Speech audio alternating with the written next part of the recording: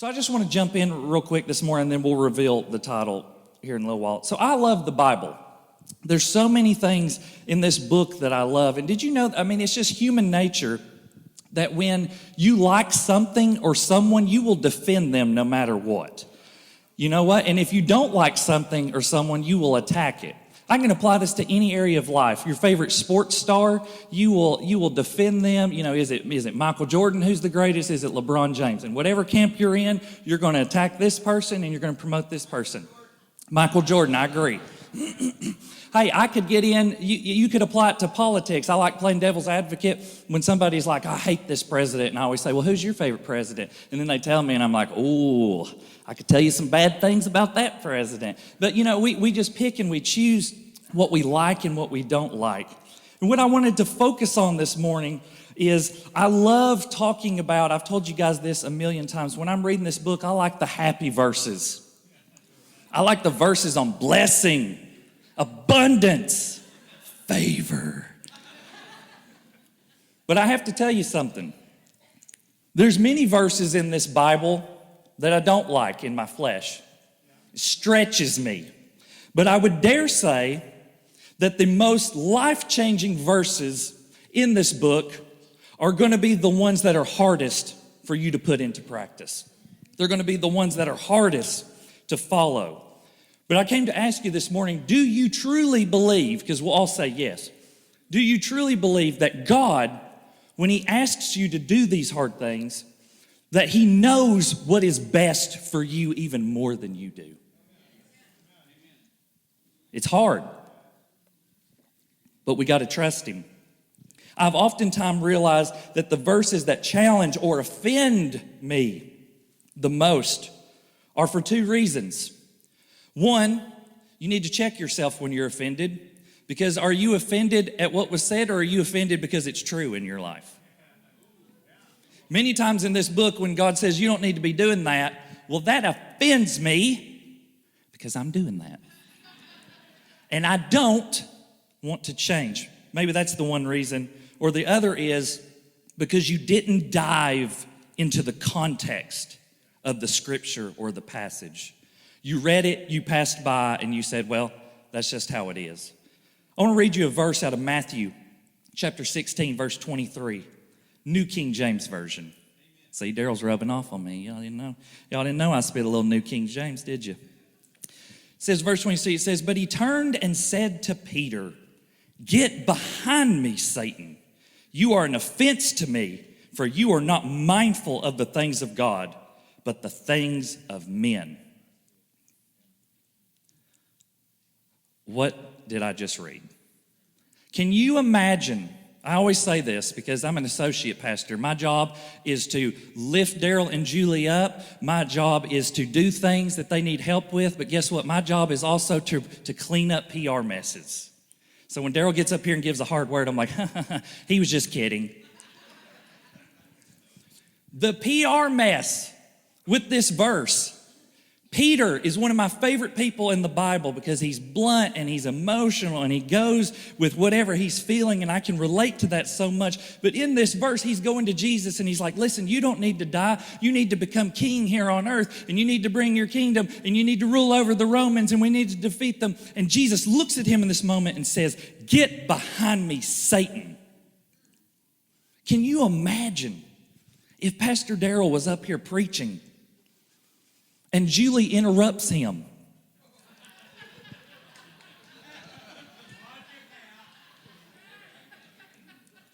And he said, get behind me, Satan. You're trying to distract me from my message. I know Julie. She'd do the I'm angry smile. And then she'd say, I'll show you, Satan, later.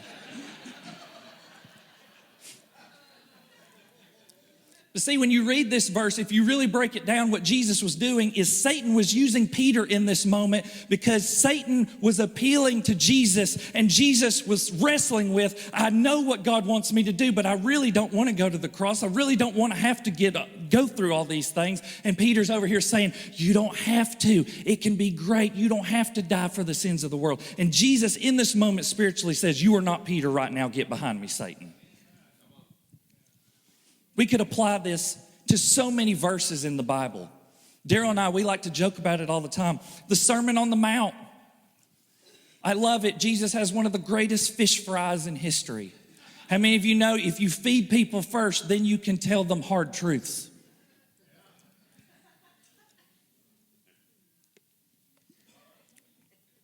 Jesus gets up there, preaches this nice little sermon, and then he just has to end it. He just has to end it with this most awkward thing. If you want eternal life, you're going to have to eat my body and drink my blood. And the crowd says, what the what? And I love it. Even the verse says, this is his disciples, by the way, his apostles, his disciples, everybody's following him. They look around and say, this is a hard word to accept. Who can accept it? And Jesus looks at them and says, will you leave too? Man, that verse is hard. What about the verse, this is my least favorite in the Bible, where Jesus is going along and he compares a woman who's begging to a dog. PR nightmares. What about this? What about we love the verses about Jesus and how loving he is? Guys, it messes me up that he walked into the temple and he said, what in the name of me is going on in here? And then he calmly, how many of you guys know when a woman calmly is like, oh, that's fine, and leaves, you got to run. You got to get out of there. There's a torpedo in the water, okay? Jesus calmly, I'll be right back, goes out and makes a whip. God calmly, ooh, that'll hurt. Humans, you're going to get what you deserve today.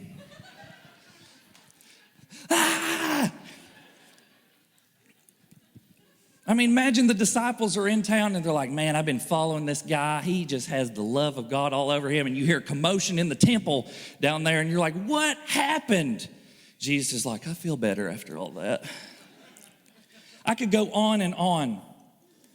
The verse about Peter is not what I'm preaching on today. I prayed so hard this whole week. As pastors, you may not know this, we have sermons in our back pocket. Sermons that God has given us for what I believe future events. Daryl and I, we like to have a back pocket in case somebody gets sick. I've had several sermons in my back pocket, but I just didn't feel right about it. And I was like, God, show me. What do you want me to share with people to set people free? Anytime I'm up in this pulpit, I want to take it seriously because there are people and they are hurting and they are in here today and they're giving God one last shot before they give up. And I believe that we serve a God who is powerful enough that I can say one word that comes from him and not me that could change their life forever.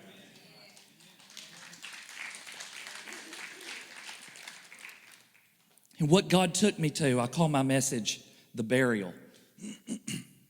It's in Matthew chapter 18, verses 18 through 22. Many of you probably know this story, but if you're like me, you either just skimmed over it, you didn't dive into it, or you're just like, man, Jesus, that's really harsh, or maybe even offended you.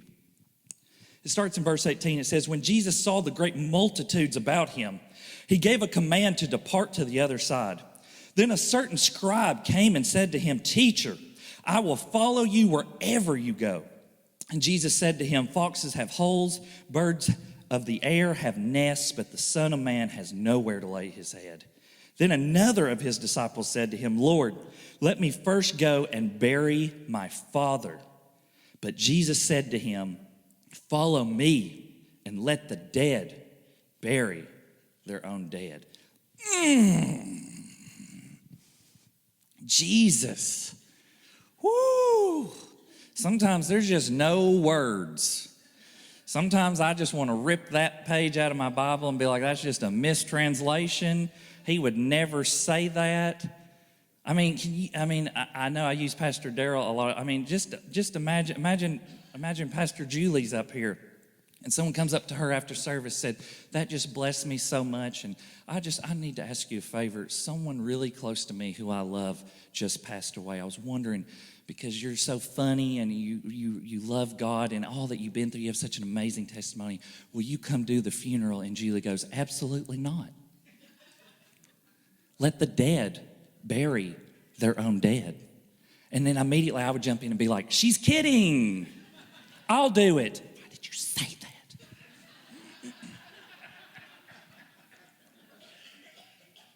What I want to do this morning is real quickly, I don't want to take up a lot of your time. I want to break down the things that I've noticed in this story, and then I want to share with you something that God spoke directly to me the other night that wrecked me. I wept when he said this to me.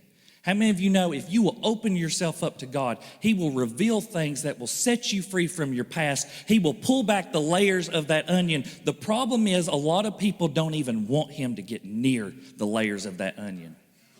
I have been hurt. Do not talk about this, God. Let the dead bury their own dead. The first thing I notice in this is there's been a salvation experience. Do you remember your salvation experience? Do you remember? Maybe you don't remember the day, the time, the year, but do you remember when you went from knowing about this guy named Jesus to having a relationship with him? Maybe it was an altar call. Maybe it was someone, it just spoke directly to you. Maybe you had a firsthand Jesus encounter like Daryl has had and like I have had, that God knew that I was so hard-headed that I was not going to believe unless he gave me a firsthand Jesus encounter. And I'm so thankful that he left the 99 to come after me when I was so undeserving. There's been a salvation experience. Some translations say it's a scribe. Some says it's a keeper of the law. Whether it was a scribe or whether it was a Pharisee, we don't know. It was very unpopular for them to follow Jesus. And it says he comes to Jesus, and you can tell he's had a salvation experience because he says, I will follow you wherever you go. That's how most of us are when we first get saved, right? Some of us have funny stories of when we first got saved. Because, when you first get saved, you're just so on fire, and you go to the gas station, and they're like, can I get, do you want to buy this Coke? No, I'm going to tell you something you can't buy, and it's Jesus Christ and salvation.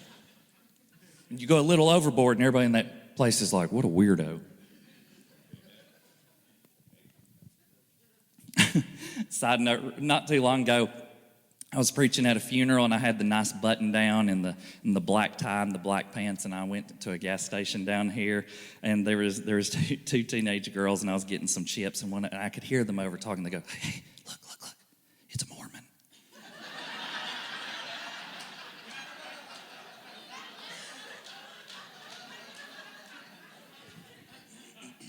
I changed my wardrobe after that. Jesus, I will follow you wherever you go. The second thing I notice, that's a new convert. It says a disciple, someone who was already following him, has an excuse to not follow Jesus anymore. Hey, I need to take a break if you don't mind, Jesus. You just had one guy say, hey, I'm all in. I'll go wherever you go. Then you immediately have another guy that's like, hey, I've been following you for a while, and this has been great, but listen, my father, he's sick, he's passed away. I need to go bury him. If you dive into the commentaries and the Jewish traditions, there's some things that just don't add up with this request that he makes to Jesus. First of all, in Jewish tradition, if his father had been sick or near his deathbed, this man would not have been with Jesus. He would have been gone a long time ago. But the more that I break this down, I think there's many reasons why Jesus said to him what he said to him that seems harsh if you don't dive into it. Maybe the guy just wanted to go home and wait and rest and wait for his father to die.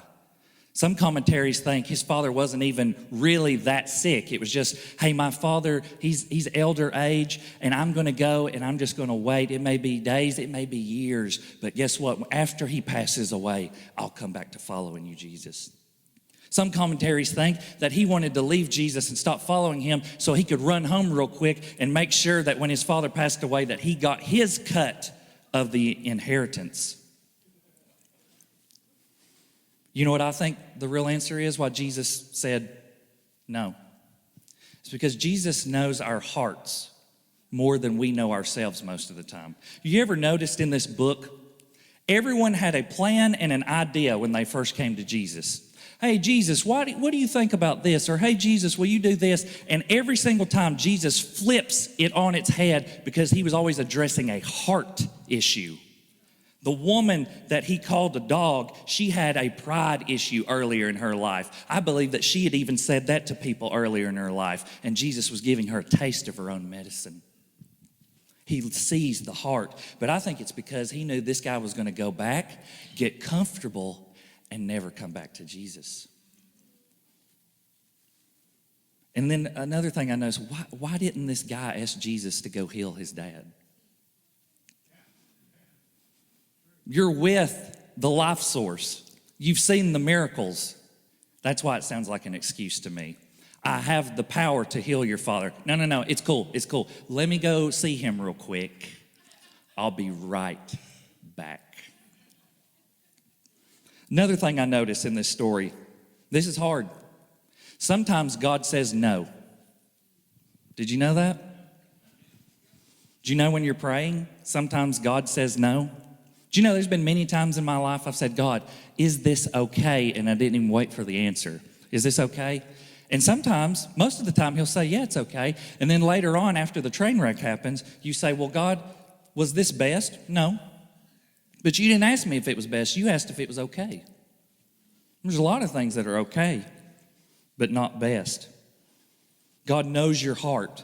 And sometimes when he says no to the things that you really want, it's because he can see down the road and he wants to protect you. Do you know that this same story is also in the book of Luke, and it adds another man to the story? One says, Jesus, I'll follow you wherever you go. The next one says, hey, I need to run home and bury my dad. Jesus says, no. And then another says, hey, I need to run home real quick too and tell my family that I'm leaving, get my house in order, and then I'll come follow you. And Jesus says, no. Leave it. Follow me. I believe there's some people in here, maybe the thing that keeps you from being all in and following Jesus is you think that you got to go home and clean your life up. Let me go deal with this real quick, Jesus. Let me get into a season, Jesus, where I'm feeling spiritual, when I'm feeling holy, when I'm feeling good, when I'm not busy with work, and then I'll come follow you. And Jesus says, no, you won't. You need to drop everything right now and follow me, and you'll find more life and happiness than you could ever imagine. And the last thing I noticed, let the dead bury their own dead. I'm 33 years old. I know you're shocked. God, he looks great. Yes, I do work out. Thank you for asking that from the back. Thank you. Everybody's like, no one asked. I'm 33 years old. Did you know that for about 25 years of my life, when I read this book, I thought that Jesus came, took on our sins, died, and resurrected to make bad people good. And then do you know what hit me one day? He didn't come to this world to make bad people good. He came to make dead people alive.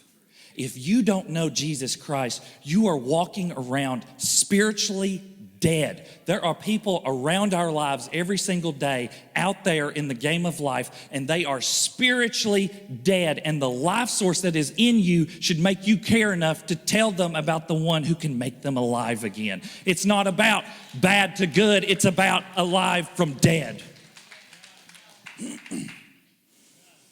I feel like preaching this morning. So those are the things that I noticed. Now let me share with you real quick what God said to me the other night, and it broke me. Because what Jesus was saying to this guy is, listen, you're with the life source. You're with the light of the world. Listen, those that are spiritually dead, that are not following me, let the dead bury the dead. Let those who are perishing hang out with those who are perishing. We've got kingdom work to do. Let's go. And what God spoke to me the other night, and he showed me, and if you don't mind, I'd like to get a little deep this morning. I'd like to do a little teaching like Pastor Darrell does. Is God spoke to me the other night and said, Brian, there's been many times in your life that you have taken a season to stop following me so that you could attend the funerals of past disappointments that you were never supposed to attend.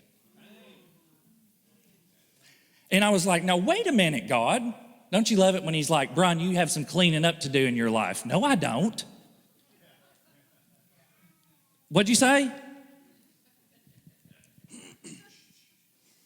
How many times have you focused on that hurt that you have never let go of in your life? How many times have you focused on that divorce that you said wrecked your life? How many times have you focused on your dad who got married 6 times but never said he loved you? How many times have you focused on the things from your past and you've been to the funerals and the disappointments of those events, and it has shaped who you are today? And Jesus is saying you should have never been celebrating those funerals or those disappointments ever. You shouldn't have been there in the first place. Life cannot be around death. You are above and beyond disappointments and hurts and tragedies. And like Daryl spoke this morning, I'm sorry that you've had to go through those things. And guess what? God was with you and he held you as you mourned. But eventually you've got to bury it and move on with Jesus, or you will never be able to move forward. As Nathan says, get your head out of your past.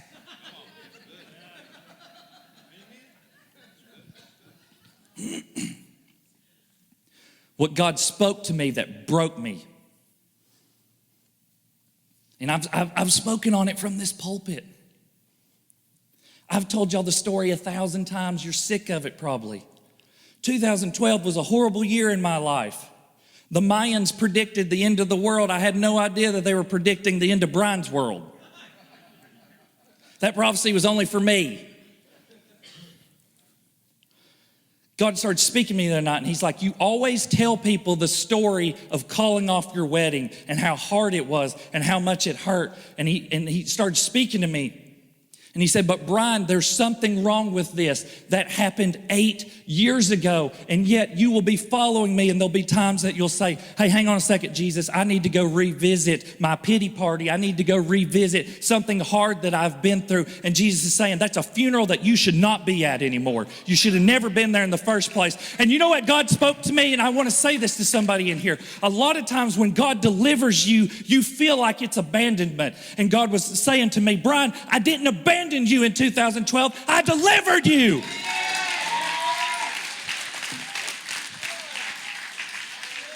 You should be celebrating 2012.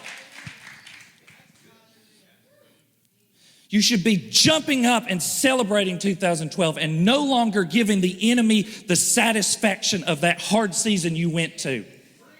Some of you need to get to a place when the enemy comes to you and says, dude, I almost had you. You need to say, I have no idea what you're talking about. God always had me.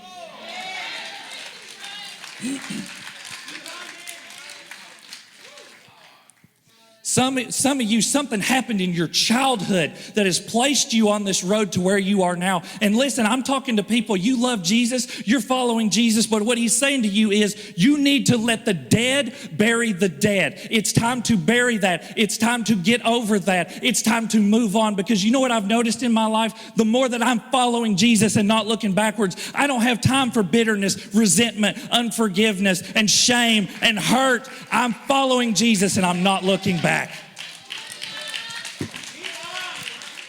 You may be a single parent. Thank God for single mothers. And like Daryl said, bringing your children to church. And single fathers, and you're bringing your children to church. And some of you, you're at the funeral of disappointment. Well, why am I not married? Well, why didn't it work out with this person? And God is saying, I delivered you from that assignment of the enemy that person was supposed to be in your life and your child's life.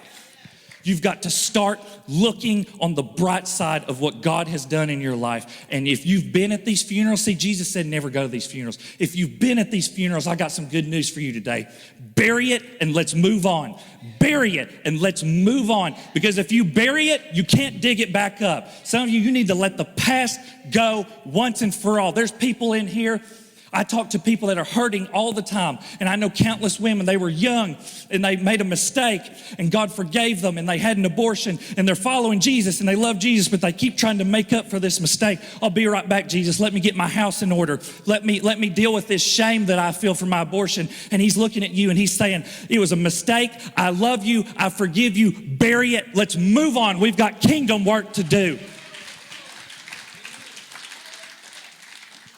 Some of you, you've given the enemy way too much power. Some of you, someone hurt you so long ago. And you've given that person power over you. I know women that men treated them like garbage, and now they are so bitter they are treating every man in their future for the sins of this person. I know men that women have hurt them, and now they're treating every woman in their life for the sins of that person. And Jesus is looking at you and he's saying, don't go to that funeral of disappointment. I am enough. I paid for that on the cross. Bury it and let's move forward.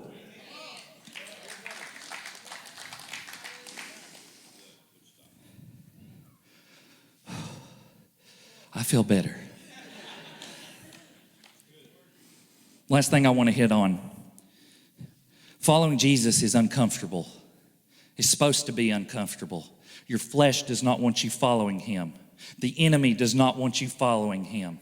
Some of you love following Jesus and you love Jesus. There's no doubt of this. I'm not bashing on anybody. You love Jesus, you're following him. But some of you, it's uncomfortable to come to church every Sunday. Some of you, it's uncomfortable to deal with things from your past. It's uncomfortable to forgive people. It's uncomfortable to read hard truths in this book. And Jesus is saying, foxes have dens, that's comfort. Birds have nests, that's comfort. But the Son of Man has nowhere to lay his head because he doesn't have time to rest because it's uncomfortable, because we're going to keep moving forward and doing the work of the kingdom, and you've got to move on. Bury the past and move on. I feel like preaching this morning. Some of you, you've been on so much defense from the enemy's arrows in your life. I feel like this morning we should be shooting arrows at the enemy's camp. I'm sure all of hell and every demon is going to come after me after this message. But you know what? I really don't care. Because guess what? God's got me. It does not matter. Maybe you're in here, maybe you missed it like me. Maybe you've missed it. You've been to the funerals that Jesus said don't go to. You've been to the hurts and the disappointments, and I can't get over this divorce, and I can't get over this hurt, and I'll never forgive that person. And Jesus is looking at you and saying, you should have never been at that funeral, but I have some good news.